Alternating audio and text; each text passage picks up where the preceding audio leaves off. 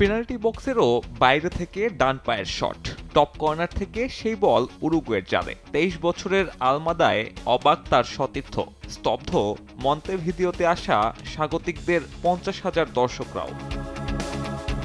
ফ্রন্টলাইনের ৩ সদস্য মেসি, লওতারো আর দিবালাকে ছাড়াই খেলতে নামার দিনে ফরমেশন বদলান কোচ লিওনেল স্ক্যালোনি। পছন্দের ৪-৩-৩ থেকে একাদশ সাজান ৪-২-৩-১-এ, যেখানে হুলিয়ান আলভারেজকে টপে রেখে পেছনে ছিলেন আলমাদা, এনজো আর জুলিয়ানো সিমোনে।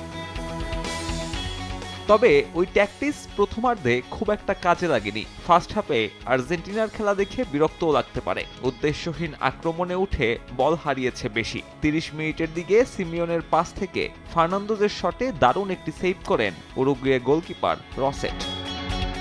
বিরতির পরে অবশ্য ভিন্ন কিছু করার চেষ্টা করেছে আর্জেন্টিনা। আলমাদা আরেকটু জায়গা নিয়ে খেলতে শুরু করেন। আলভারেজের থ্রু বল তাকে খুঁজেও নিয়েছিল, তবে 1-1 পরিস্থিতিতে ওই অ্যাটাকিং মিডফিল্ডারকে আটকে দেন উরুগুয়ে কিপার।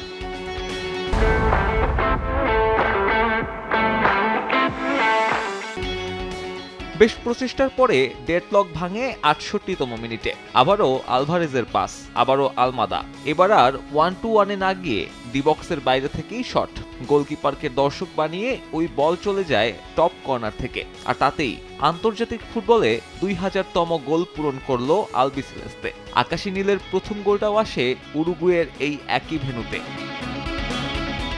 যোগ করার সময় উরুগুয়ে মিডফিল্ডার নাহিতান নান্দেসকে বাজে ফাউল করে সরাসরি লাল কার্ড দেখে মাঠ ছাড়েন ৬৯ মিনিটে সিমিওনের বদলি নামা নিকোলাস গঞ্জালেস। পেছন থেকে বল কাটতে গিয়ে নান্দেজের মুখে বুট দিয়ে আঘাত করেন। বুধবার চিরপ্রতিদ্বন্দ্বী ব্রাজিলের বিপক্ষে এই উইঙ্গারকে পাবেন না স্ক্যালোনি। সাব্বির মিথুন, সময় সংবাদ।